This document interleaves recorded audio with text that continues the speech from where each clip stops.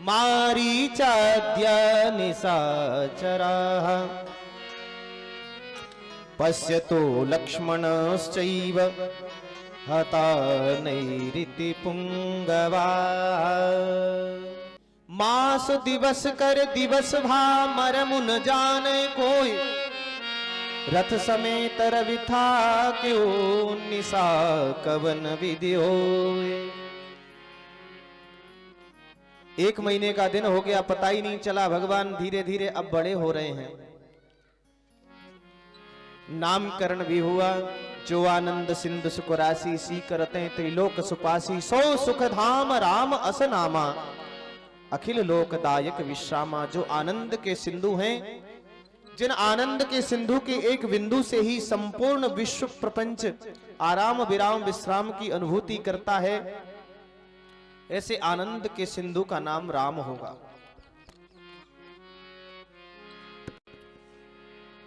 राम का अर्थ होता है जो अपने भक्तों के हृदय में रमण करे। रमन्ते योगिनस्मन हृदय इति रामः। चारों भैयाओं का नाम हुआ।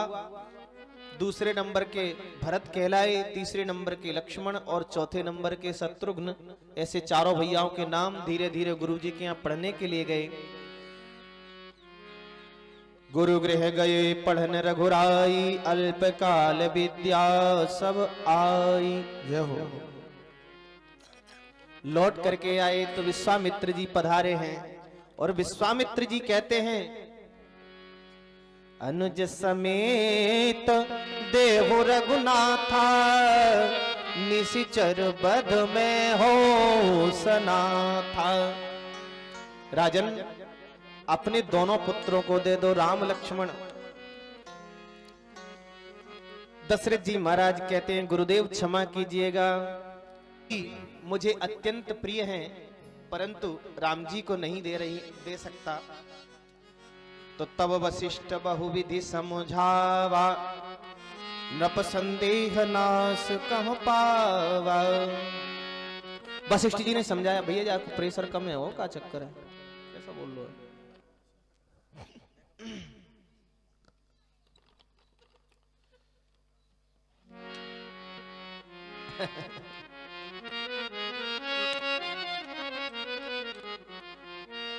श्री विश्वामित्र जी के साथ में रामलला सरकार लक्ष्मण भैया के साथ पधारे हैं जंगल में।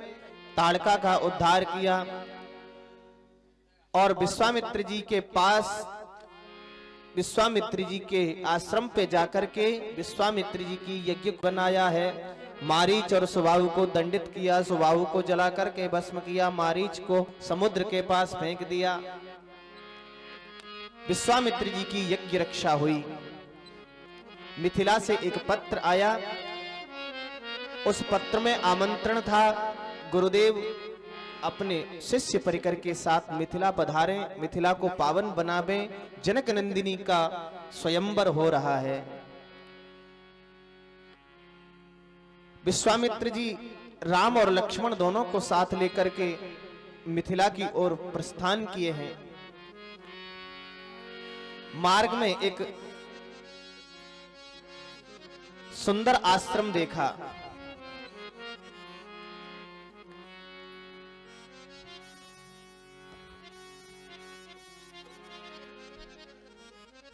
बड़ा अद्भुत आश्रम। मार्ग में एक शिला पड़ी हुई थी, तो पूछा मुनि शिला प्रभु देखी। गुरुदेव, ऐसा लगता है किसी तपस्वी महापुरुष की ये तपस्थली है, और ये मार्ग में विचित्र सी शिला पड़ी हुई है, किसी ने आज तक इसको यहां से हटाने का प्रयास नहीं किया। तो विश्व चाहती कृपा करो रघुवीर। ये महर्षि गौतम की भार्या हैं, देवी अहिल्या इनका नाम है। हे राघव, आपके चरणों की रज प्राप्त करना चाहती हैं। भगवान ने कृपा की, चरण रज को प्राप्त करके मां अहिल्या का उद्धार हुआ है। गई पतिलोक आनंद भरी। मिथिला में पहुंचे तो भगवान का मन हुआ कि जनकपुरी को दर्शन करके आवे। लक्ष्मण भैया को साथ लेकर के जैसे ही जनकपुरी देखने के लिए गए, सबको बड़ा आनंद आया। सब लोग ये सोच रहे हैं हमारी जनक नंदिनी के लिए इनसे सुयोग्य वर दूसरा और कोई नहीं हो सकता है। भगवान गुरुदेव की आज्ञा से पुष्प वाटिका में भी पहुंचे। इतौत चितई पूछ माली गण लगे लेन, दल फूल मुदित मन तो तिहि अवसर सीता तह आई, गिरिजा पूजन जननी पठाई। यहाँ माँ का आगमन हुआ है, सखियों के सहित माँ आई हैं, माँ जानकी। भगवती का यहाँ पूजन हुआ, माँ गौरी का जानकी जी ने पूजन किया है, परंतु इनकी सखियों में से एक सखी अलग होकर के चली गई पुष्प वाटिका घूमने के लिए। वहां पर राम जी को जैसे ही देखा, अब इससे रहा नहीं गया, दौड़ करके आई सखियों के पास। माँ जानकी के सामने कहते हैं